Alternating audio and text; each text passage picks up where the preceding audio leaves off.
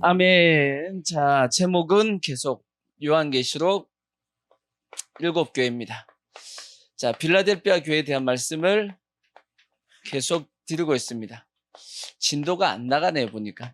자, 칭찬에 대한 말씀을 이제 계속 이어서 말씀을 드리겠습니다. 자, 9절 말씀을 보시면 이런 말씀이 있어요. 보라, 사탄의 회당, 곧 자칭 유대인이라 하나 그렇지 아니하고 거짓말하는 자들 중에서 며칠 내게 주어 그들로 와서 내 발 앞에 절하게 하고 내가 너를 사랑하는 줄 알게 하리라. 이런 말씀이 있는데 이 내용의 뜻은 뭐냐면 빌라델피아 교회 그 지역에 유대인들의 모임이 있었다라는 겁니다. 그 모임이 있었는데 그들이 계속 빌라델피아 교회를 핍박하고 있었다라는 거예요. 근데 빌라델피아 교회가 적은 능력을 가지고도 하나님의 말씀대로 살아가는 그 모습 가운데 그 유대인 중에 몇 사람이 빌라델피아 교회에 찾아와서 나도 예수 믿겠다 했다, 그 내용입니다. 그래서 하나님의 살아계심, 역사하심을 그 빌라델피아 교회에 보여주셨다 하는 말씀이 이 내용의 말씀입니다. 아멘. 그러니까 빌라델피아 교회가 그만큼 어떻게 보면 하나님의 옆에서 보기에도, 주위에서 보기에도, 유대인들이 핍박하면서 보기에도 야, 저들은 진짜 하나님이 함께하는 거구나 하고 느껴졌다라는 겁니다. 그래서 주님이 보시기에 빌라델피아 교회가 칭찬하는 교회죠. 근데 여기 보니까 이런 말씀이 있죠. 사단의 회당 곧 자칭 유대인이다라고 되어 있습니다. 이 말씀은 비슷한 말씀이 서머나 교회도 똑같이 기록이 되어 있어요. 자, 계시록 2장 9절에 보면 딱 한 장 절에 보면 내가 내 환난과 궁핍을 알거니와 실상은 내가 부유한 자니라. 자칭 유대인이라 하는 자들의 비방도 알거니와 실상은 유대인이 아니요 사탄의 회당이다. 그렇게 되어 있습니다. 자, 유대인을 하나님은 뭘로 보셨죠? 유대인들의 모임을 사탄의 모임으로 보셨습니다. 그 뜻은 뭐냐면 유대인들이 하고 있는 그 짓이 누가 하는 짓이라는 거예요? 사탄이 하고 있는 그 짓이라는 겁니다. 그러면 이제 오늘 말씀의 내용은 뭐냐면 유대인들이 그 당시 어떤 모습을 가지고 있었는지, 그 모습이 결국은 사단의 모습이고, 혹시나 우리의 모습 속에서도 유대인들이 했던, 그 당시 했던 그 사단의 모습을 우리도 하고 있지는 않은지 이제 돌아보는 시간을 가지겠습니다. 아멘. 그래서 유대인은 어떤 족속이냐? 하나님이 택한 민족이잖아요. 그죠? 하나님이 택했어요? 안 택했어요? 택한 건 맞습니다. 택한 건 맞단 말이에요. 그럼에도 불구하고 하나님 앞에 버림을 당했죠. 물론 완전 버림을 당한 건 아니에요. 나중에 맨 마지막 때 7년 대환란 때 다시 부르시지만 그 중간에 하나님께서 잠시 버리신단 말이에요.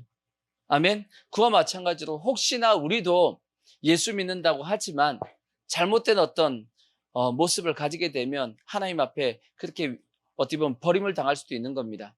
그래서 절대 우리는 유대인과 같은 이러한 모습을 가지면 안 되겠죠. 아멘. 그래서 유대인이 그 당시 했던 세 가지, 크게 오늘날도 마찬가지입니다. 유대인들이 잘못 알고 있고 사탄의 짓을 하고 있는 세 가지가 있단 말이에요. 그게 첫 번째가 뭐냐면 첫 번째가 선민사상입니다. 그들이 가지고 있는 선민사상. 이것이 완전히 사단의 주장이고, 두 번째가 뭐냐면 율법주의죠. 율법주의가 이것이 사단의 공격이고, 세 번째가 할례에 대한 내용입니다. 할례에 대한 내용입니다. 이것 또한 사단이 교회를 무너뜨리기 위해서 행동했던, 유대인들을 무너뜨리기 위해서 행동했던 모습입니다.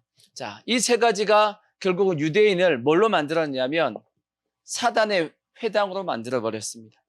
자, 그러면 이제 한 가지씩 이제 보자고요. 선민사상이 뭔가요? 선민사상.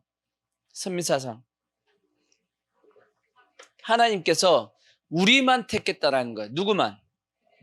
유대인들만 택했다라고 생각하는 겁니다. 유대인만 택하신 것이 아니고 실상은 뭐냐면 유대인을 먼저 택하신 겁니다. 그들이 했던 것이 요거 차이입니다. 유대인만이 아니고 유대인을 먼저 택하신 거거든. 그래서 성경에 모든 말씀을 이제 찾아보면 그런 말씀이 있습니다. 먼저는 이제 하나님께서 유대인을 택했다라는 말씀이 성경에는, 자, 신명기 4장 7절을 보십시오. 신명기 4장 7절을 보면 하나님께서 택했다라는 말씀이 있어요. 우리 하나님 여호와께서 우리가 그에게 기도할 때마다 우리에게 가까이 하신 것 같이 그 신의, 가까이함을 얻은 큰 나라가 어디 있느냐? 하나님께서 가까이 한 나라가 누구예요? 유대인, 이스라엘 백성들 맞습니다. 자, 33장 29절 보시면 신명기. 그래서 이들은 어떤 사람이냐? 이스라엘이여 너는 누구다? 행복한 사람이로다. 여호와의 구원을 너같이 얻은 백성이 누구냐? 아멘. 행복한 족속이죠. 이건 유대인들뿐 아니라 오늘날 우리도 똑같은 사람입니다. 예수 믿은 우리는 행복한 사람이로다. 아멘. 심령 속에서, 마음 속에서 진실한 아멘이 되어져야 됩니다. 중요한 것은 이렇게 하나님께서 택한 건 맞아요. 맞긴 맞는데, 그러면 이들이 그럼 잘못한 것이 뭐냐? 첫 번째 뭐냐면 우월의식입니다. 우월의식. 뭐라고요? 우월의식. 우월의식이 뭐예요? 지들이 잘나가지고 하나님께서 택했다라고 생각하는 내용입니다. 그래서 우월의식을 가지고 있었기 때문에 자기들만 하나님께서 구원받는다라고 생각했던 겁니다. 근데 성경에 보면 분명히 하나님께서 말씀했어요. 내가 너희들이 잘나서 택한 것이 아니다라고 말씀을 하시고, 왜 내가 너희를 택했냐 하는 말씀이 성경에 분명히 기록이 되어 있다고. 어디냐? 신명기 7장 6절을 보시면,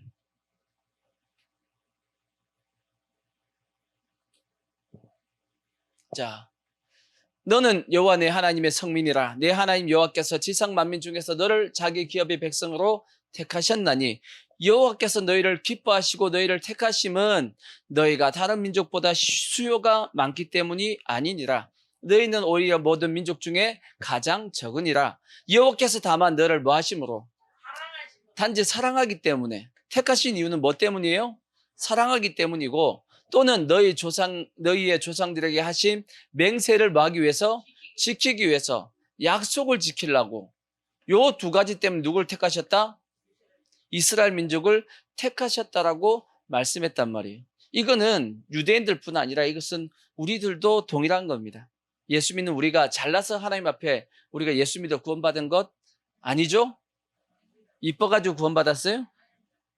자신 있어요? 네, 절대 아닙니다. 그렇기 때문에 우리가 우월의식을 가질 수 없죠. 단지 하나님이 우리를 뭐 하셨기 때문이냐? 사랑하셨기 때문이고, 하나님께서 우리에게 약속하셨기 때문에 구원시킨 거지 똑같습니다. 그러니까 우리도 뭘 가지면 안 되냐면 절대 우월의식을 가지면 안 된단 말이에요. 근데 유대인들은 자기들의 우월의식을 가지고 있다 보니까 조금만 어떤 핍박이 오고 어려움이 오면 하나님을 원망하고 불평합니다. 이스라엘 백성들이 광야에 들어왔을 때 뭐가 없다. 아니, 구원해 준 것이 어디야? 우리가 생각해 보면 그런 생각이 들죠. 광야 이스라엘 백성들을 구원해 내셨잖아. 그들이 애굽에 있을 때 어떻게 기도했어요? 하나님 앞에 살려달라고. 너무 그 고역이 무겁고 힘들어서 하나님 앞에 살려달라고 해가지고 하나님께서 모세를 보내서 구원해 줬으면 감사해야 돼요? 안 감사해야 돼요? 감사해야지. 좀 물이 없고 먹을 것이 없으면 모세를 통해서 기도하고, 하나님 우리를 구원하셨으면 하나님께서 살리시기 위하심이 아니겠습니까? 하나님 앞에 기도해서 받으면 될 거 아니야. 하나님이 주겠어요, 안 주겠어요? 애굽의 그 10가지의 이적을 행하시고 홍해를 가르신 그 하나님께서 광야 가운데 하나님께서 못 먹여 살리겠냐고. 하나님 앞에 기도하면 당연히 하나님께서 알아서 해주실 것을 그들은 뭐부터 했어요? 원망, 불평부터 했다고. 그렇지 않나요? 혹시나 우리의 모습 속에서도 하나님을 향해서 원망하고 불평하는 것이 있다라면 우리는 여전히 아직도 우리도 똑같이 내가 당연히 받아야 될 구원이다라고 생각하고 있기 때문에 그런 마음이 생기는 겁니다. 이거는 하나님께서 나에게 주신 은혜다라고 생각하면 좀 힘들어도 그래, 이길 수 있지, 이런 마음이 생긴단 말이에요. 이해가 되시죠? 또 하나, 그들은 뭘 잘못 생각했냐면 자신들만 구원받는다고 생각했어요.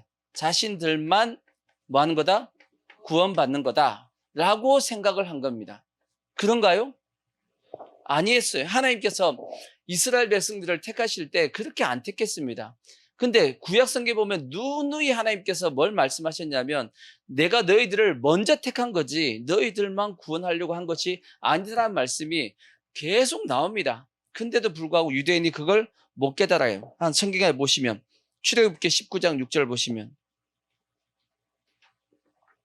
출애굽기 19장 6절 보시면 너희가 내게 대하여 뭐가 되며? 제사장 나라가 되면 제사장이 뭔가요? 백성들을 하나님 앞으로 인도하는 중매자의 역할, 그죠? 중보자의 역할을 하는 게 제사장이듯이 하나님께서 이스라엘을 택하신 이유는 뭐냐면 이스라엘을 통해서 뭐 하겠다라는 거예요. 다른 여러 민족들을 구원하기 위해서 이스라엘을 택하셨다 그 뜻입니다. 실제는. 그래서 하나님께서 이스라엘 백성을 택하시고 가나안 땅을 넣어주신 이후에 너희들이 진짜 하나님을 잘 섬기면 신명기에 보면 엄청난 약속들이 있죠. 신명기에 보면 하나님께서 너희가 가나안 땅에 들어가서 얻을 약속을 하나님께서 엄청난 약속을 해주셨단 말이에요. 그들이 진짜 하나님의 말씀에 순종했으면 그 약속들이 되었을까요? 안 될까요? 됐겠죠. 그러면 이방의 나라들이 어떤 생각을 하겠어요? 아, 하나님을 잘 섬기면 저렇게 되는 거구나 하고 이방의 나라들도 누굴 섬기려고? 하나님을 섬기게끔 만들려고 하는 것이 어떻게 보면 하나님의 전체적인 그림이었어요. 이해가 되시죠? 아브라함과 이삭 같은 사람은 그런 모습을 가졌단 말이에요. 성경에 보면 이삭 같은 경우가 하나님께서 복을 주셨잖아. 다 흉년이 들어가지고 난리인데 이삭만 어떻게 해요? 그해 농사를 지어서 100배나 얻었다고. 그러니까 주위에 있는 아비멜렉이라든지 사람들이 보고 어떻게 얘기해요? 너희가 하나님과 함께하고 있다고 인정하잖아. 그래서 와가지고 화친을 하자 하고 했던 말씀이 있어요, 없어요? 이러듯이 하나님께서 이스라엘 백성들을 택하셔서 그들이 하나님을 잘 섬기면 이방 민족들이 그걸 보고 하나님을 섬기는 방향으로 만들려고 했던 것이 하나님의 의도였단 말이에요.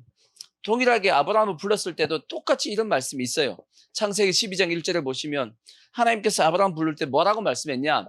자, 창세기 12장 1절 보시면 여호와께서 아브라함에게 이르시되 너는 너의 고향과 친척과 아비 집을 떠나 내가 내게 보여줄 땅으로 가라. 내가 너로 큰 민족을 이루고 내게 복을 주어 내 이름을 창대하게 하리니 너는 원래 복의 근원이 될지라, 복의 시작이 될지라 그렇게 말씀했죠. 너를 축복하는 자에게는 내가 복을 내리고 너를 저주하는 자에게 내가 저주하리니 땅의 모든 누가? 땅의 모든 족속, 땅의 모든 족속이니까 이방의 모든 나라들도 누구로 말미암아서? 아브라함 너로 말미암아서 복을 얻을 것이다. 아브라함만 복을 받을 것이다. 그렇게 말씀 안 했어요. 너를 통해서 누구도 모든 민족도 다 복을 받게 하는 것이 하나님의 뜻이었단 말이에요. 그래서 하나님께서 성경 여러 곳에서 이스라엘 백성들을 향해서 너희들은 이방의 빛이다라는 말씀을 여러 번 했어요. 자, 이사야서 42장 5절을 보시면 자, 하늘을 창조하여 펴시고 땅과 그 소산을 내시며 땅 위의 백성에게 호흡을 주시며 땅에 행하는 자에게 영을 주시는 하나님 여호와께서 이같이 말씀하시래. 나 여호와가 의로 너를 불렀은즉 내가 내 손을 잡아 너를 보호하며 너를 세워 백성의 언약과 뭐가 되게 한다? 이방의 빛이 되게 하리니 내가 눈먼 자들의 눈을 밝히며 갇힌 자를 감옥에서 이끌어내며 흑암에 앉은 자를 감방에서 나오게 하리라. 아멘. 그러니까 뭐예요? 이방의 빛이라는 것 자체가 뭐겠어요? 이방에다가 뭘 비춰준다? 빛을 비춰준다라는 것은 이방인도 뭘 시키겠다라는 거예요. 구원시키겠다는 그 계획을 하나님은 가지고 계셨다라는 거지. 이사야서 49장 6절도 똑같이 됐어요. 이사야서 49장 6절도 이런 말씀이 있어요. 그가 이르시되 내가 나의 종이 되어 야곱의 지파들을 일으키며 이스라엘 중에 보지된 자를 돌아오게 할 것은 매우 쉬운 일이라. 내가 또 너를 뭘 삼아? 이방의 빛으로 삼아 나의 구원을 베풀어서 땅끝까지, 뭘 땅끝까지 전하겠다는 얘기냐? 이것도 복음이죠. 하나님에 대한 말씀을 땅끝까지 전하게 하려고 하는 것이 하나님의 의도였다고. 누굴 통해서? 유대인들을 통해서 그렇게 하겠다라는 것이 하나님의 계획이었는데 또 신약도 마찬가지죠. 예수님께서 이 땅에 오셔가지고 마지막 지상 명령하시고 올라가신 것이 뭐예요? 하늘과 땅의 모든 권세를 내게 주셨으니 너희는 모든 족속으로 제자를 삼아 아버지와 아들과 성령의 이름으로 세례를 주고 내가 너에게 분반 모든 걸 지키게 하라 그렇게 말씀하고 그거 다 뭔 말씀이에요? 이방인에게 복음을 증거하라는 말씀이잖아.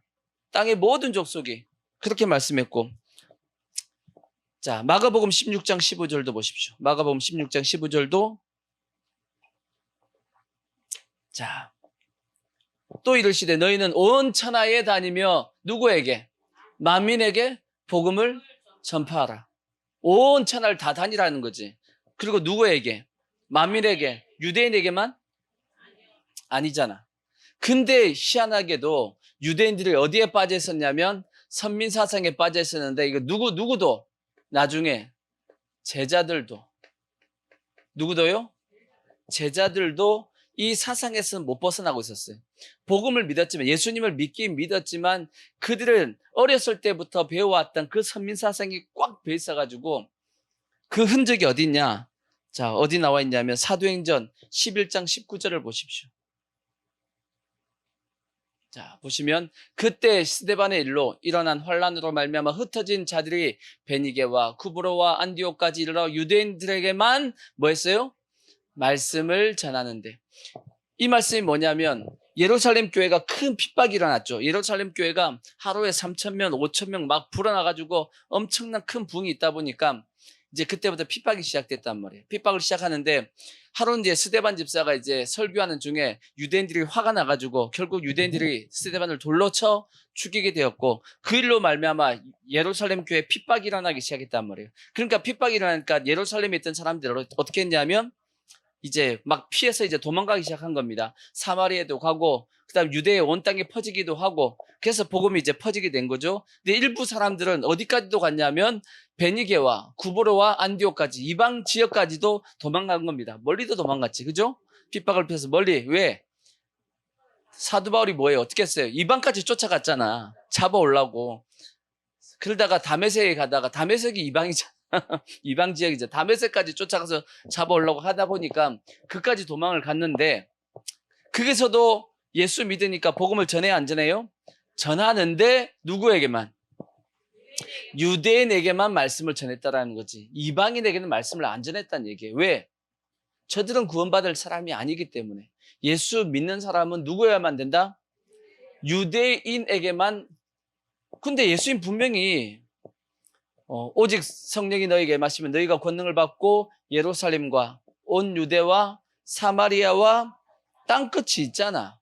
근데도 불구하고 유대인들은 여전히 누구에게만 복음을 전했냐면 유대인들에게만 복음을 전했던 겁니다. 이방에 있는 사람들 중에서도 이방에게까지 가서도 그랬다는 얘기지. 근데 성경에 보면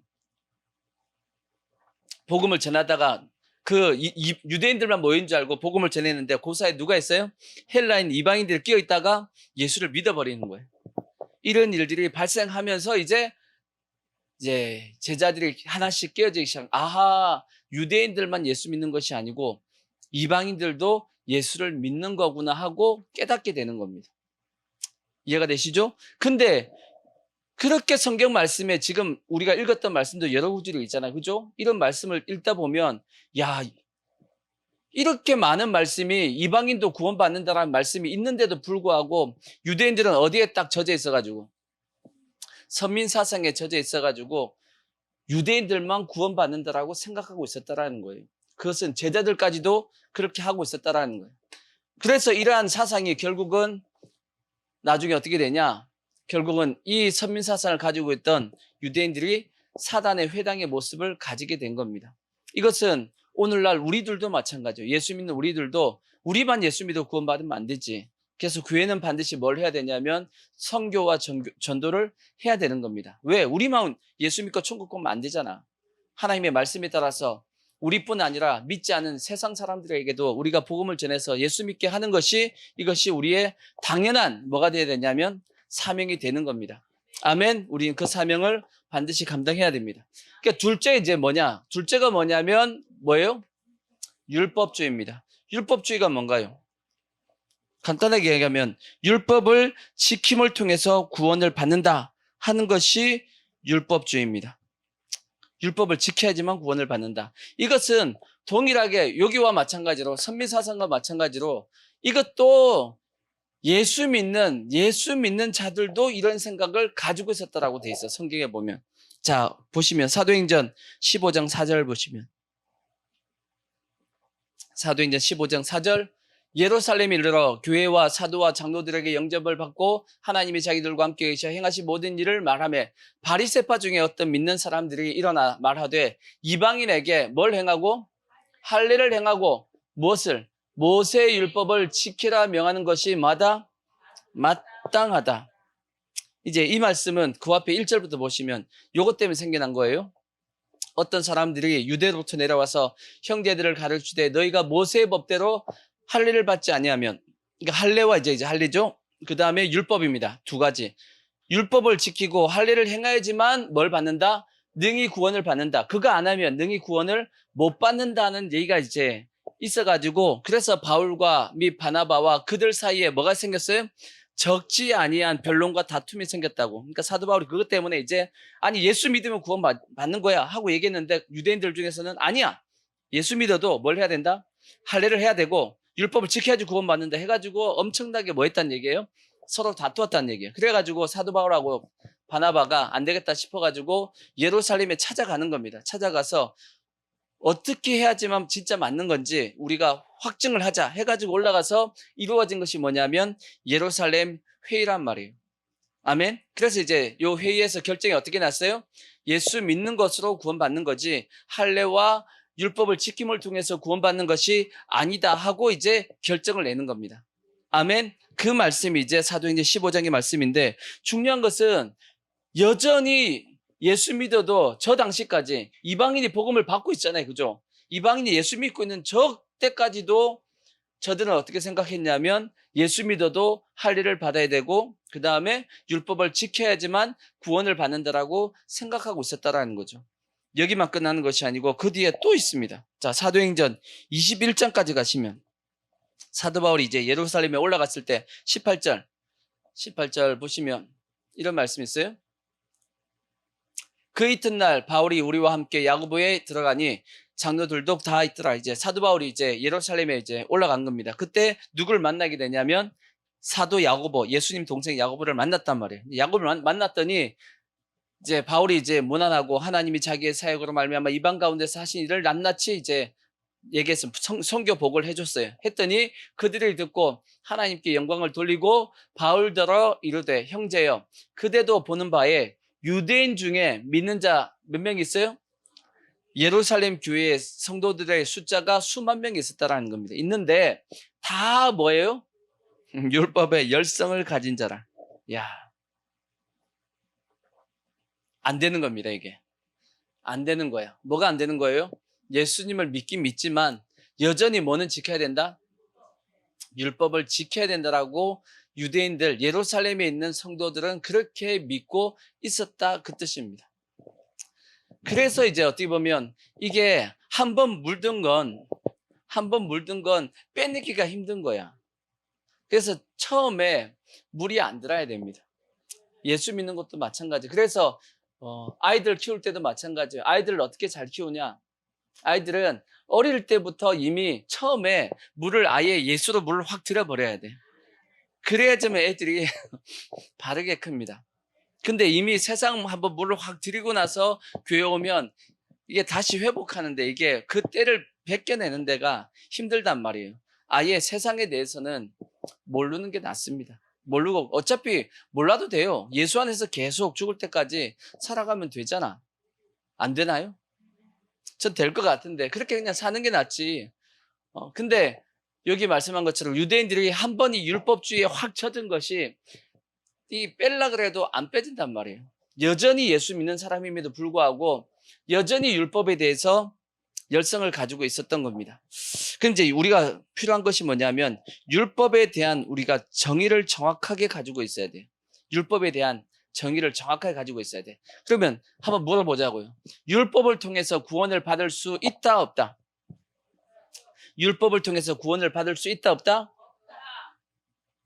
없다. 있어요 없어요? 없다. 없다. 왜 없냐? 없다고 성경에서 말씀하니까. 자, 갈라디아서 2장 16절을 보시면 사람이 의롭게 되는 것은 율법의 행위로 말미암이 맞다 아니다? 아니요. 뭐 때문이다? 오직 예수 그리스도를 믿음으로 말미암은 줄을 알므로 우리도 그리스도 예수를 믿나니 이는 우리가 율법의 행위로서가 아니고 그리스도를 믿음으로써 의롭다함을 얻으려 함이라. 율법의 행위로서는 뭐가 없다? 의롭다함을 얻을 육체가 없다. 아멘. 확실하게 하셔야 돼. 율법을 지킴을 통해서는 뭐가 안 된다? 절대 구원받을 수 없다 하는 것을 확실하게 우리가 인정을 먼저 하고 들어가야 됩니다. 그 다음에 뭐가 필요하냐? 그러면 율법이 왜 필요해? 자, 그쵸? 자, 그래서 율법이 필요한 이유는, 자, 율법이 필요하죠? 오직 우리가 믿음으로 구원을 받는다 할지라도 율법이 필요 없는 것이 아니야. 성경에 보면 예수님께서 율법이 필요하대요, 필요 없대요? 예수님께서 율법이 필요하다라고 말씀했어. 자, 마태복음 이것도 보자고. 5장 17절 보시면 우리가 말씀으로 알고 있어야 돼.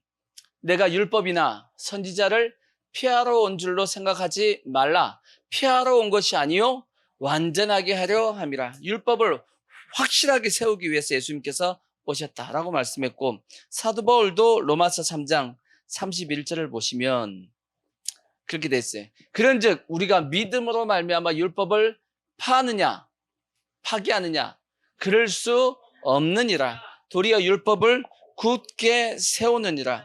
율법은 율법으로서 구원을 못 받는다고 해서 율법이 필요 없는 것이 아니고 반드시 율법은 필요하다라고 말씀해요. 오히려 더 율법은 뭐 해야 된다? 굳게 세워야 된다. 왜? 이유가 있겠지. 그 이유를 이제 성경은 뭐라고 말씀하냐면 로마서 3장 20절에 율법이 이런 역할을 하기 때문이다라고 말씀하고 있다고. 그러므로 율법의 행위로서는 그의 앞에 의롭다 하심을 얻을 육체가 없나니. 율법은 뭐 하기 위해서? 그렇죠. 율법은 죄를 깨닫게 하는 법입니다. 자, 로마서 7장 7절도 보면 또 그렇게 기록이 돼 있어요. 자, 그런즉 우리가 무슨 말 하리요? 율법이 죄냐? 율법이 죄냐? 필요 없다며. 아니요. 굳게 세워야 돼. 율법이 죄냐? 아니란 그럴 수 없다. 율법으로 말미암지 않고는 내가 죄를 알지 못함으로 곧 율법이 탐내지 말라 하지 아니하였더라면 내가 탐심을 알지 못하였으리라. 율법이 있으니까 우리가 뭘 깨닫게 되냐면 내가 죄인이구나 하고 깨닫게 된다는 거지. 그러니까 율법이 필요한 이유는 뭐 때문이다? 이건 율법은 죄를 깨닫게 하는 법이에요. 죄를 깨닫게 하는 법. 하는 법이라고. 그래서 율법이 필요 없는 것이 아니고 굳게 세워서 확실하게 율법을 통해서 내가 무엇임을, 죄인임을 깨닫게 해야 된다라는 겁니다. 아멘. 그래서 우리가 그 영적 세계 4대 법칙에서 율법을 세워야 된다라고 말씀을 했고, 근데 율법에 대한 사람의 반응이 세 가지가 있다라고 말씀을 드렸죠. 율법에 대한 우리의 반응 세 가지 기억나나요? 첫 번째 율법의 반응. 어찌할꼬 뭐 하는 거예요? 마음이 찔려 어찌할꼬. 어떻게 하면 우리가 구원을 받을 수 있습니까? 라고 고백했듯이 우리는 다 율법 앞에 내가 죄인임을 고백하고 하나님 제가 어떻게 해야 됩니까? 하고 고백할 수 있는 우리의 모습이 돼야 돼. 근데 그 다음에 성경의 모습 보면 스데반의 설교에 유대인들이 어떻게 반응을 했어요? 기억나나요? 이를 갈거늘 했어요. 그들의 마음에 찔려 이를 갈거늘. 이를 뿌드득 하라요. 왜? 저놈의 새끼가 나보고 나쁜 놈이라 그러네 하고 이제 이를 뿌드득 갈면서 결국은 돌을 던져서 죽여버렸습니다. 근데 여러분들은 우리는 어떻게 해요? 어찌할 거도 안 해. 어찌할 거도 하면 어찌할 거 하면 좋겠는데 어찌할 거도 안 하고 이도 안 갈어. 맞는 건 알아가지고 이도 안 갈어. 우리는 어떻게 해요?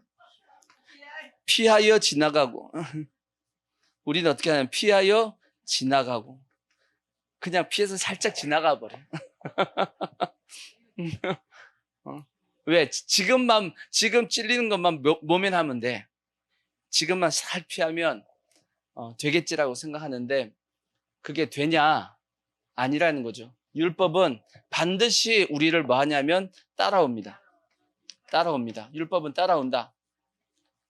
이 땅에서 우리가 계속, 이 땅에서 피할 수 있어요. 계속 요리조리. 예수님 믿지만, 예수님을 믿어도 하나님을 위해서 살아보라는 말씀은 요리조리 이제 피해서 살아갈 수 있죠. 그죠?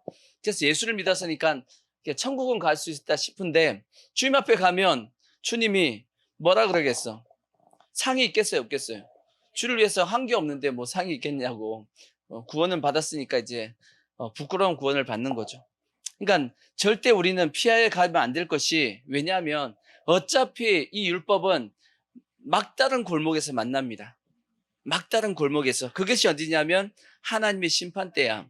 이 땅에서 예수님 믿지 않고 계속 피하여 지나갔다 한다 할지라도 이제 더 이상 피할 수 없는, 피해서 갈 수 없는 막다른 골목에 딱 갈 때가 있어. 그때는 어쩔 수 없이 그 율법에 대한 심판을 받아야 된다고. 그때는 후회해도 늦습니다. 우리가 이 땅에 살아있을 때 그 말씀에 부딪혀서 어찌할꼬 하고 용서를 구해야지만, 그래야지만 뭐가 임하냐면 하나님의 은혜가 임한다고. 아멘. 그래서 우리는 절대 뭐 해서는 안 되냐면 절대 피하여 지나가고 절대 안 피할 수는 없는 것 같아. 그죠? 우리도 가끔은 피하는 걸 알고 있습니다. 저거 맞긴 맞는데 하고, 근데 우리가 어떻게 하든지 간에 하나님의 말씀에 대해서 지켜보려고, 아멘, 그렇게 애를 쓸 수 있는, 왜냐하면 피하면 절대 뭐가 안 오냐면 하나님의 은혜가 안 오기 때문이에요. 자, 그 다음에 이제 할례에 대한 부분도 말씀을 보자고. 할례. 유대인들은 아까 읽었던 사도행전 15장에 보면 율법과 함께 뭘 지켜야 된다? 할례를 해야지만 구원을 받는다라고 얘기했단 말이에요. 그러니까 유대인들은 예수 믿어도 뭘 받아야 돼요? 할례를 받아야지만 구원을 받는다라고 했단 얘기입니다. 할례가 뭐냐? 이것은 하나님께서 아브라함에게 주신 표예요.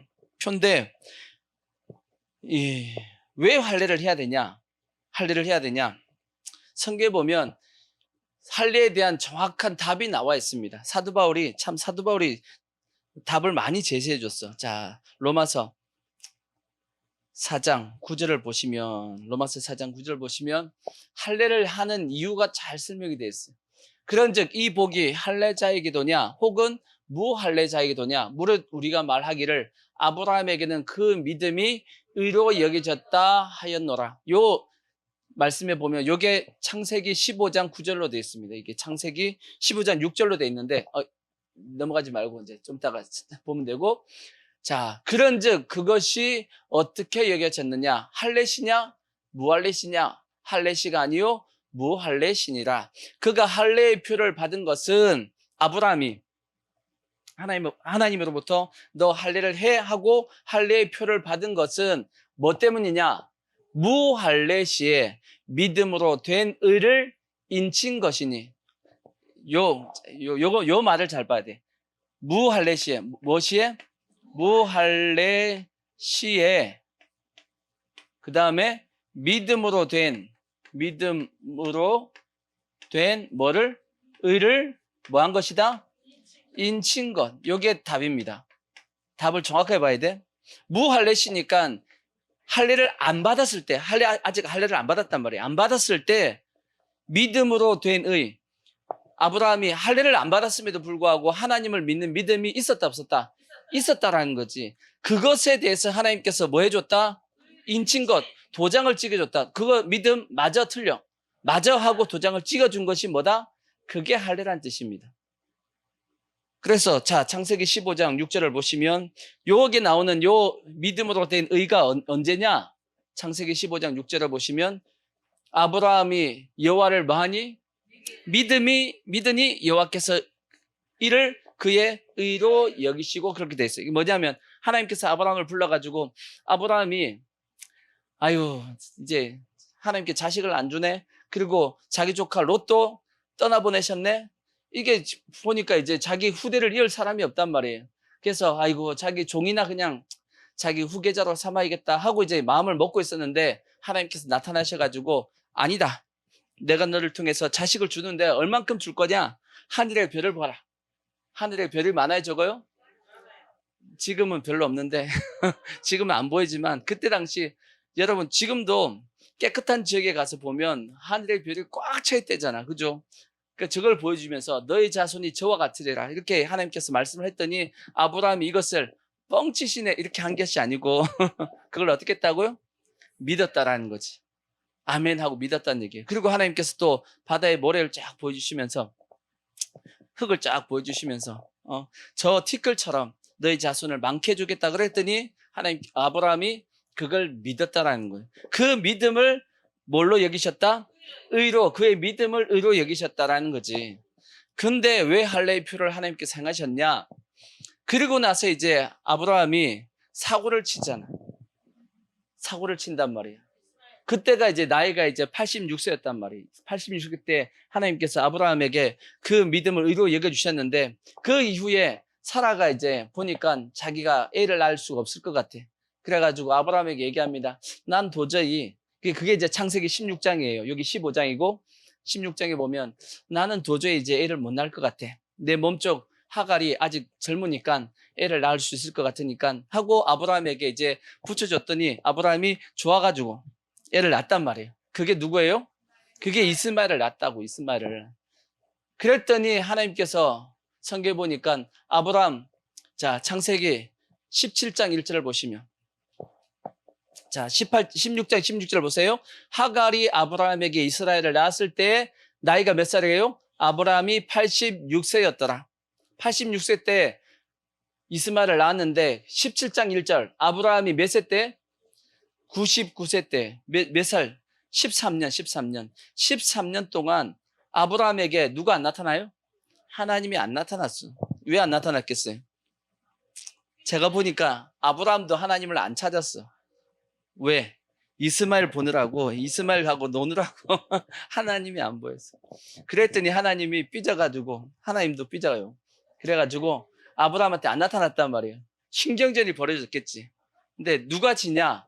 더 사랑하는 사람이 집니다. 아브라함은 하나님 안 찾고 이스마엘 계속 보고 있는데 하나님은 도저히 안 되겠어요. 그래갖고 어쩔 수 없어가지고 하나님께서 아브라함에게 찾아가셔가지고 하셨던 말씀이 뭐냐? 아브라함이 99세 때 여호와께서 아브라함에게 나타나서 그에게 이르시되 나는 누구다? 나는 전능한. 왜 저 얘기를 했겠어요? 왜 날 못 믿고 사고 쳤냐? 그 뜻입니다. 왜 날 못 믿고 사고 쳤냐? 난 전능해. 충분히 애 낳을 수 있어. 하고 얘기하고, 그 다음에 하신 말씀. 하나님도 뭔가 이제 확 찔르려고. 너는 내 앞에서 행하여 뭐하라? 완전하라. 그냥 넘어가면 안 될 것 같아, 이거는. 그래서 하나님께서 너는 내 앞에서 행하여 이제부터는 뭐 하지 말라? 사고 치지 마. 라고 이제 하나님께서 경고했단 말이에요. 그리고 나서 하셨던 그 내용이 뭐냐면 할례란 말이에요. 이제는 뭘 하자? 할례를 해야겠다 하고 할례를 행하신 겁니다. 그럼 왜 할례를 한 거예요? 충분히 이 흐름을 보면 아브라함이 뭐가 흔들린 거예요? 믿음이 흔들린 거야. 뭘 못 믿고? 하나님의 그 약속을 못 믿고 믿음이 막 흔들렸단 말이에요. 그러니까 하나님께서 보시기에 이러면 안 되겠다 하고 확실하게 아브라함의 믿음이 흔들리지 않을 만큼의 도장을 몸에다가 새겨야겠다 해가지고 한 게 뭐냐면 그게 할례예요. 뭐 하지 말라고? 그 믿음이 흔들리지 말라고.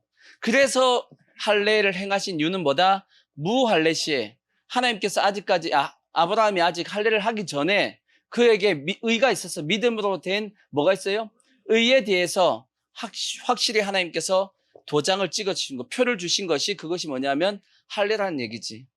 그래서 유대인이 뭘 잘못 알고 있냐? 할례를 통해서 뭘 받은 거다? 구원을 받은 것이 아니라는 거예요. 구원은 언제 받았어?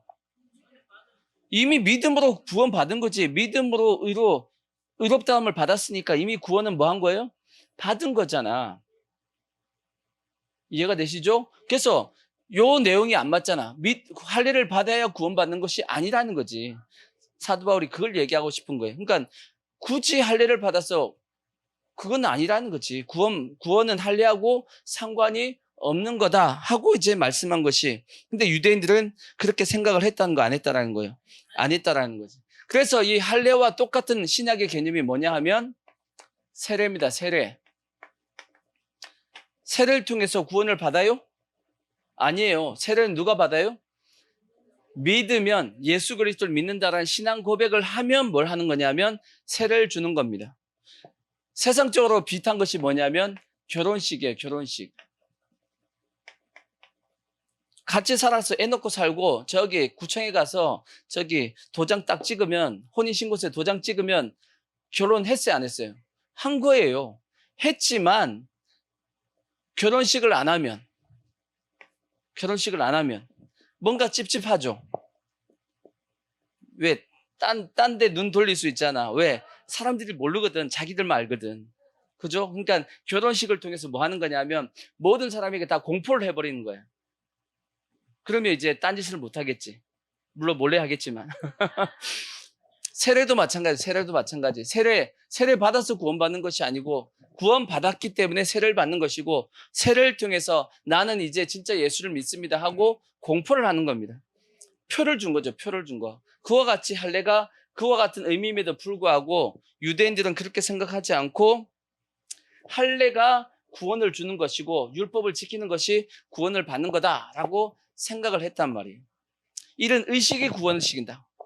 의식이 구원을 시킨다라고 생각을 한 겁니다. 아니죠. 그럼 한번 생각을 해보자고요. 이런 의식이 중요한가요? 안 중요한가요? 필요해요? 안 필요해요? 필요는 합니다. 일단은 필요는 합니다. 왜? 성경에도 필요하다라고도 돼 있어요. 그러니까 하나님께서 만드신 거지. 필요 없으면 안 만들지. 근데 중요한 것은 그 의식보다 더 중요한 것은 뭐냐면 의식을 하나님께서 주신 의미가 있다고. 그게 더 중요함에도 불구하고 유대인들은 뭘 빼먹고 의식을 주신 그 의미이란 의미 왜 줬는지 그에 대한 의미는 다 제껴놓고 뭘만 통해서 의식을 통해서만 구원을 받는다라고 생각하고 그것이 자기들의 하나님을 잘 믿고 있다라고 착각을 했기 때문이에요. 그래서 성경에 보시면 하나님은 외모를 보시지 않고 어디를 본다고요? 중심을 본다고. 외모는 누가 보냐면 사람이 보는 거예요. 사람이 보지만 하나님은 중심을 보신다라고 말씀했고 마태복음 23장 23절을 한번 보십시오. 11조에 대한 말씀도 이런 말씀을 했죠. 23장 23절. 자, 보세요. 화 있을진저 외식하는 서기관들과 바리새인들이여 너희가 박하와 회양과 근채. 박하와 회양과 근채는 뭐냐면 유대인들이 가장 쉽게 얻는 야채입니다. 어떻게 보면 채소 같은 거예요. 그러니까 그냥 집에다가 그냥 쉽게 심고 그냥 거두는 가장 쉽게 접하는 것들입니다. 저걸 통해서 이제 그런 사소한 것까지 유대인들은 뭐 했다는 뜻이냐면 11조를 드렸다 그 뜻이에요. 근데 저런 것까지 너희가 11조는 드리게 돼, 하지만 율법에 더 뭐한 바? 중한 바, 정의와 긍휼과 믿음은 버렸도다. 그러나 이것도 행하고 저것도 버리지 말아야 된다. 의식도 뭐하고? 하고 저것도 버리면 안 된다라고 말씀했는데 근데 여기 말씀해 보니까 율법에 뭐하다? 더 중한 바라고 돼 있어요. 의식과 의미 중에서 뭐가 더 중하다? 의식을 행하는 것보다 의미를 정확하게 아는 것이 더 하나님은 중하게 보셨는데 그 차이가 얼만큼이냐? 그 중함의 차이가 얼만큼이냐? 24절 보십시오. 그 차이는 맹인된 인도자여. 하루살이는 뭐하고? 이게 하루살이야. 쉽게 얘기하면. 이거는 낙타야. 그만큼 의미가 훨씬 더 중요하다 그 뜻입니다. 그래서 이사야서 한번 보시면 이사야서 1장 10절을 보시면 이사야서 1장 10절을 보시면 유대인들이 하나님 앞에 이렇게 했다라는 거예요. 너희의 소돔의 관원들아 여호와의 말씀을 들을지어다. 너희의 고모라의 백성아 우리 하나님의 법에 귀를 기울일지어다. 여호와께서 말씀하시되 너희의 무수한 재물이 내게 무엇이 유익하뇨? 나는 숫양의 번제와 살찐 짐승의 기름에 배불렀고 나는 수송아지나 어린 양이나 숫염소의 피를 기뻐하지 아니하노라. 너희가 내 앞에 뭐하러 오니? 보이러 온다는 것은 의식만을 위해서 왔다라는 거지. 이것을 누가 너희에게 요구하였느냐? 내 무엇만 밟았다? 마당만 밟을 뿐이니라. 혹시나 오늘날 성도들도 그럴 수 있어요. 제가 생각하기에 인터넷으로 예배 보신 분들은 솔직히 이런 느낌이 들어. 안 그러겠어요? 어쩔 수 없이 인터넷으로 이렇게 예배 드릴 수밖에 없는 병상에 계신 분들이라든지 그죠? 몸이 안 좋으신 분들은 교회 가기가 힘드니까 어쩔 수 없이 내가 그렇게 예배를 드린다라고 볼 수 있지. 근데 충분히 내가 교회 갈 수 있는 건강이 있는데도 불구하고 교회 안 가고 집에서 편안하게 이렇게 보고 있다라면 이러지 않을까요, 솔직히? 예배 드린다라고는 하지만 하나님이 그 예배의 중심을 보실까? 있다고 생각하실까? 이런 생각이 들거든. 하나님께서 뭐라고 말씀하냐? 헛된 재물을 뭐 하지 말라? 다시 가져오지 말라. 분향은 내가 뭐 하는 거요? 아니, 의식을 행했던데 의식을 하나님께서 뭘로 여기냐면 가증히 여긴답니다. 뭐가 없으니까. 중심이 없으니까 가증히 여기게 되는 거예요. 그 다음에 월삭과 안식일과 뒤로 모이는 것도 그러하니 가증히 여긴다라는 거지. 성회와 아울러 악을 행하는 것을 내가 견디지 못하겠노라. 하나님께서 견디지 못하겠다라는 거죠. 싫다라는 겁니다. 내 마음이 너희의 월삭과 정한 절기를 싫어하니 그것이 내게 무거운 짐이라. 내가 지기에 곤비하였느니라. 너희가 손을 펼 때 내가 내 눈을 너희에게서 뭐하고 가리고 너희가 뭐할지라도 많이 기도할지라도 내가 안 듣고 듣지 아니하니 이는 너희의 손에 뭐가 가득하다? 피가 가득함이라. 너희는 스스로 씻어 스스로 깨끗하게 하여 내 목전에서 너희의 악한 행실을 버리며 악행을 그치고 선행을 배우며 정의를 구하며 학대를 받는 자를 도와주며 고아를 위하여 신원하며 과부를 위하여 변호하라 하셨는지라. 그러니까 그들은 의식은 행했는데 그 속에 중심은 없었단 말이에요. 그러니까 하나님께서 그것을 오히려 가증히 여겼다라고 말씀을 합니다. 그러니까 혹시나 우리의 모습 속에서도 혹시나 그래서 항상 우리는 뭘 더 중요하게 여겨야 되냐면 의미를 더 중요하게 여겨야 됩니다. 그래서 교회 오는 것, 예배 드리는 것, 우리의 중심을 가지고 와야 돼. 아시겠죠? 그걸 늘 그래서 교회 오면 먼저 기도하고 하나님 앞에 이제 출석 체크하고 하나님 왔습니다 하고 회개하고 하나님 앞에 내 중심을 내려놓는 그걸 이제 하고 주님 앞에 예배 드리고 그런 모습을 우리가 가져야 되는 겁니다. 자, 이러한 어떤 세 가지의 모습이에요. 선민사상, 율법주의, 할례가 결국은 유대인들을 뭘로 만들었어요? 이것이 뭘로 만들었어요? 아까 보니까 사탄의 모임으로 만들었다고. 사탄의 회당으로 만들었다. 모임으로 만들었다라는 겁니다. 근데 이렇게 되어진 결정적인 이유가 있어요, 이제. 이게 이제 오늘 말씀의 이제 결론이고 핵심적인 말씀입니다. 이렇게 되었던 이유가 뭐냐? 물론 역사적인 어떤 배경이 있는데 그거는 제껴두고, 그거는 이제 시간이 많이 가니까 제껴두고, 이렇게 되어진 이유가 뭐냐면 성경에 사도 바울이 정확하게 딱 찍어서 얘기했어요. 자, 로마서 10장을 보시면, 로마서 10장 보시면 1절. 형제들아, 내 마음에 원하는 바와 하나님께 구하는 바는 이스라엘을 위함이니 곧 그들로 구원을 받게 함이라. 내가 증언하노니 그들이 하나님께 뭐가 있으나 열심히 있죠. 율법 지키려면 얼마나 힘든데. 할례도 마찬가지고 이러한 어떤 삶을 사는 건 쉬운 건 아닙니다. 하지만 열심히 있지만 올바른 지식을 따른 것이 아니니라. 뭘 모르고, 자, 이게 제일 중요한 거예요. 뭘 모르냐? 하나님의 의. 하나님의 의를 모르고 뭘 세우려고? 자기 의를 세우려고. 그래서 하나님의 의에 뭐 하지 않았다? 복종하지 않았다라는 겁니다. 이것이 유대인들이 사단의 회당이 되어진 이유입니다. 사단의 회당이. 그래서 유대인들은 이런 것들을 통해서 뭐 하려고 그랬던 거예요? 이런 것들을 통해서 뭘 세워야지만? 자기의 의를 세워야지만 뭘 받는다? 이것이 구원을 받는 거다라고 생각하고 있었다. 그 뜻이라고. 이해가 되시죠? 그래서 결국은 자기 의를 의지했으니까 결국 이것은 마귀의 거짓이지, 거짓. 그죠? 우리는 자기 의를 구원받아요? 의인이 있어요, 없어요? 성경 보면 의인은 없나니 한 명도 없다. 자, 로마서 3장 10절을 보시면 그렇게 돼 있어요. 로마서 3장 10절. 기록된 바 의인은 없나니 몇 명도 없어요? 한 명도 없어. 그러니까 스스로 자기 일을 가지고 구원받을 자가 있다 없다? 없다고 말씀하는 거예요. 깨닫는 자도 없고 하나님을 찾는 자도 없고 다 치우쳐 함께 무익하게 되고 선을 행하는 자가 없나니 몇 명도 없어요? 한 사람도 없다라는 겁니다. 아멘. 문제는 뭐냐면 유대인들만 이렇게 해서 사단의 회가 된 거 아닙니다. 오늘날의 성도들도 똑같아. 여러분 잘 들으셔야 돼. 절대 교회에서 어떤 자기가 주를 위해서 하는 일로서 여러분이 자기 의를 세우려고 하면 절대 안 됩니다. 열심히 전도하는 것이 여러분의 의가 되면 안 돼. 아시겠죠? 열심히 선교하는 것도 여러분의 의가 되면 안 되고, 열심히 기도하는 것도, 열심히 또 섬기고 봉사하는 것도, 그 다음에 헌금 많이 하는 것도 절대 그것이 뭐가 되면 안 되냐면 자기 의가 되면 안 돼요.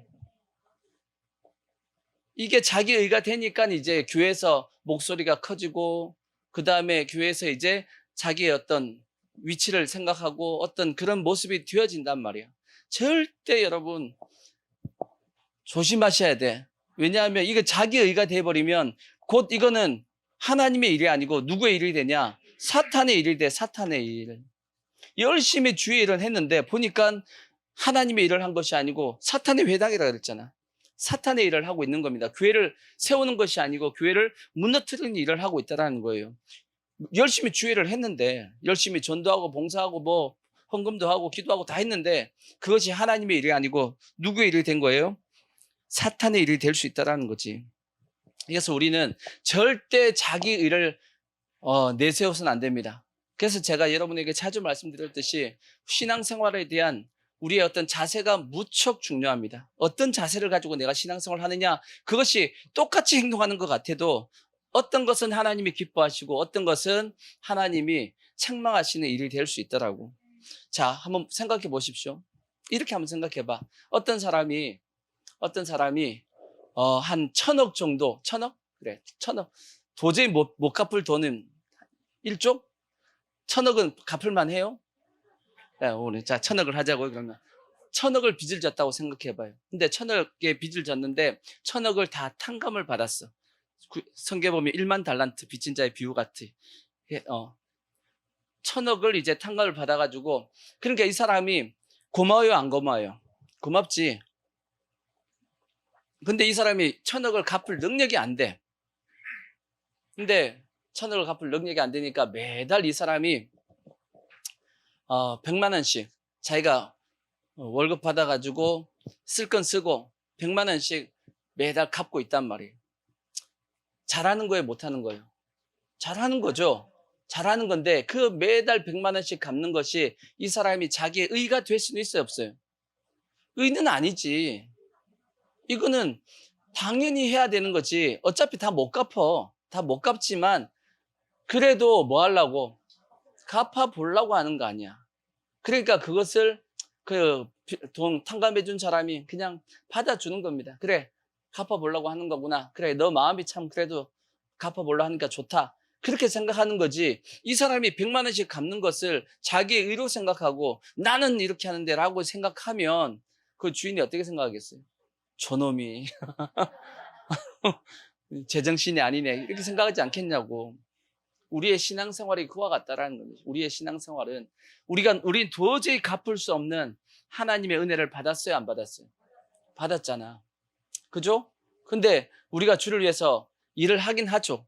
헌금도 하고 기도도 하고 봉사도 하고 전도도 하고 한단 말이에요. 근데 그 일이 마치 우리가 1,000억을 빚졌는데 100만 원씩 갚듯이 어떻게 보면 아무것도 아닌 겁니다. 평생 갚아도 빚진 자입니다. 평생 갚아도 빚진 자돼요. 갚을 수가 없단 말이에요. 근데 갚으려고 하는 그 마음을 가지고 해주는 걸 그냥 주님이 그 빚을 탕감해 준 사람이 그냥 인정해 주는 거지. 그게 내 의가 될 수는 없는데도 불구하고 그것이 마치 뭐처럼 자기의 의처럼 생각하면 그거는 잘못된 거라는 거지.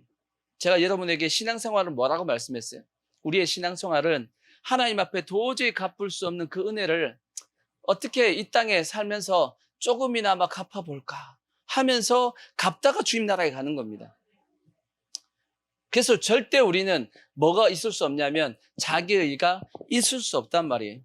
당연한 것이고 마땅한 것이고, 그래서 성경이 뭐라고 말씀하냐. 자, 요한 1서 4장 11절을 보시면 그렇게 돼 있단 말이에요. 요한 1서 4장 11절 보시면 사랑하는 자들아, 하나님이 이같이 우리를 뭐 했으니? 사랑하셨은즉 우리도 뭐 하는 것이? 사랑하는 것이 뭐 한 거다? 마땅한 거다. 아멘. 너희가 1만 달란트 탕감을 받았으니 너한테 100데나리온 빚진 자 탕감해 주는 것은 그건 뭐 한 거예요? 그건 마땅한 거야. 근데 안 갚는다고 감옥에 집어넣었더니 주인이 화가 나가지고 다시 부르잖아. 너 안 되겠다. 감옥에 들어가 하고 집어넣어버리잖아. 그것처럼 우리가 마치 내 의를 얘기하면 우리 다시 어디로 가야 되냐면 다시 감옥 속에 들어가야 돼요. 다시 죄 가운데 들어가야 된다고. 그래서 사탄의 일을 하고 있는 거라고. 교회 안에서 주를 위해서 일하는 것을 자기 의로 생각하면 누구의 일이 된다? 사탄의 일이 되고 다시 어디에 들어가야 되냐면 하나님의 은혜를 까먹고 감옥에 들어가는 죄가 된다는 얘기지. 절대 여러분 마땅하다 이게 자기 일을 세우지 마시고 당연히 내가 뭐 하는 거다? 내가 당연히 해야 될 거 하고 있는 거야 라고 내 마음에 생각하고 있어야 된다고. 아까 여러분 말씀했듯이 1,000억 빚졌는데 100만 원씩 갚는 것은 이건 뭐 하는 거예요? 당연한 거지. 그것도 안 해? 그것도 안 하냐고. 그런 생각이 들죠. 그러듯이 우리가 주를 위해서 한다는 그 일도 다 뭐냐면 그것도 안 해? 하는 그 정도의 일을 치면 이제 우리가 다 뭐 하고 있냐면 하고 있는 겁니다, 지금. 그래서 12절 어느 때나 하나님을 본 사람이 없으되 만일 우리가 서로 사랑하면 하나님이 우리 안에 거하시고 그의 사랑이 우리 안에 온전히 이루어지느니라. 그의 성령을 우리에게 주심으로 우리가 그 안에 거하고 그가 우리 안에 거하시는 줄을 아느니라. 아버지가 아들을 세상의 구주로 보내신 것을 우리가 보았고 또 증언하노니 누구든지 예수를 하나님의 아들이라 시인하면 하나님이 그의 안에 거하시고 그도 하나님 안에 거하느니라. 하나님이 우리를 사랑하는 사랑을 우리가 알고 믿었노니 하나님은 사랑이시라. 사랑 안에 거하는 자는 하나님 안에 거하고 하나님도 그의 안에 거하시느니라. 이로써 사랑이 우리에게 온전히 이루어진 것은 우리로 심판날에 담대함을 가지게 하려 함이니 주께서 그러하심과 같이 우리도 이 세상에 그러하다. 내가 너무 많이 읽었어. 원래 11절까지 11절을 읽어야 되는데 하여튼 그렇습니다. 그래서 뭐 한 거다? 이거는 당연한 거다. 당연한 거다라고 꼭 여러분 여기시길 바라고. 아멘. 그리고 우리가 이렇게 주를 위해서 일하는 것 어떤 마음을 가지고 일해야 되냐? 베드로 전서 4장 11절을 보시면 이런 모습으로 하셔야 돼. 만일 누가 말하려면 하나님의 말씀을 하는 것 같이 하고 누가 봉사하려면 하나님이 공급하시는 힘으로 하는 것으로 같이 하라. 이는 범사의 예수 그리스도를 말미암아 하나님이 영광을 받으시게 하려 함이니 그에게 영광과 권능이 세세 무궁토록 있느니라. 아멘. 그러니까 우리가 주를 위해서 일하는 것도 뭘로 하는 거다? 하나님이 주시는 능력과 은혜로 하는 거지 내가 잘나서 하는 것이 아니다. 너무 저자세가 아니고 이게 진실한 겁니다. 우리가 그런 마음을 가지고 주를 위해서 주의 일을 하게 되면 그 사람은 교만할 수가 없지. 교만이 안 되지. 아멘. 원망하거나 불평이 안 되죠.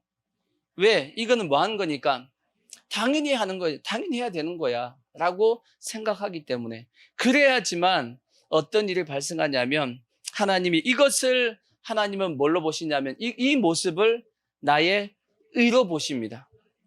자, 그래서 이 말씀만 보자고. 로마서 3장 21절을 보시면 이제는 율법 외에 뭐가 나타났어요? 하나님의 한 의가 나타났으니 율법과 선지자들에게 증거를 받은 것이라.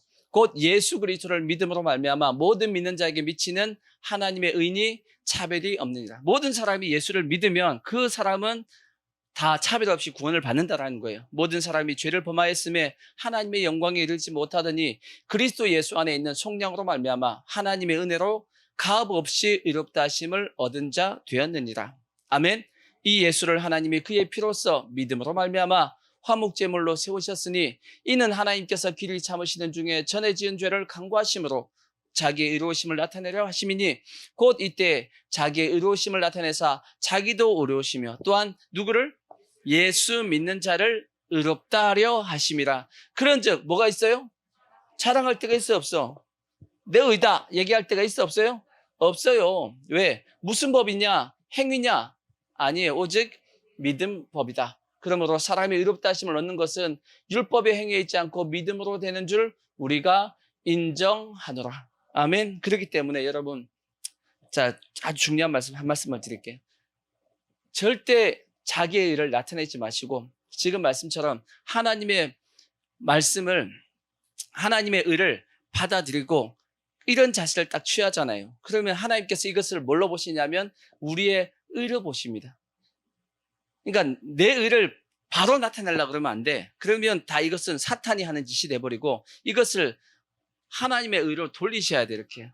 영광도 똑같잖아. 영광이 오면 어떻게 해요? 나한테 영광이 오면 하나님 앞에 돌려드리면, 하나님 앞에 토스해드리면 하나님이 그 영광을 받으시고 하나님이 낼름 딱 받고 딱 이렇게 입 안 닦는다고 입을 싹 안 닦고 어떻게 하신다고요? 하나님이 다시 그 영광을 나한테 부어준다고 그랬잖아. 그렇지? 그죠? 우리는 세상으로부터 오는 영광을 받는 것이 아니고 하나님으로부터 오는 영광을 받는 겁니다. 아멘. 그러면 이 자체가 나중에 뭐가 되냐면 하나님의 상이 된다고. 똑같습니다. 우리가 주를 위해서 열심히 일을 해야죠. 자기 의가 없으면 안 되지. 열심히 자기 의를 위해서 열심히 주를 위해서 일을 해야죠. 근데 이 의를 마치 자기 의처럼 생각해가지고 내가 의가 있다라고 이렇게 해버리면 그건 전부 다 사단의 일이 되어버리고 오히려 하나님 앞에 책망을 받잖아요. 그러니까 그때는 어떻게 되냐? 이 모든 것은 다 누가 하신 거다? 하나님이 하신 거다라고 의를 다 누구한테 돌려야 돼요? 하나님에게 돌려버려야 돼. 그러면 하나님께서 그 의를 받으시고 기뻐하시고 그것을 보시고 하나님이 나에게 어떻게 하시냐면 나를 의롭다고 인정해 줍니다. 하나님 앞에 돌렸기 때문에. 아시겠죠? 우리가 가지는 의는 하나님이 인정한 의가 돼야 돼. 아시겠죠? 사람이 나한테 의롭다고 얘기하는 의가 아니고 내가 나 자신에게 나 의로워라고 하는 그 의가 아니고 누가 인정하시는 의?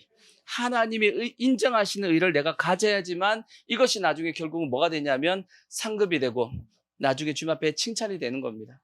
그래서 절대 여러분 스스로 자기 의를 취하려고 하지 마시고 오직 하나님께서 인정하시는 의를 가지려고 애를 쓰셔야 돼. 그러면 절대 사단의 속임에 안 빠집니다. 이것이 안전하고 이것이 나중에 하나님 앞에 칭찬받는 것이니까 우리가 꼭 이러한 모습으로서 끝까지 승리할 수 있기를 주의 이름으로 부탁의 말씀을 드리겠습니다.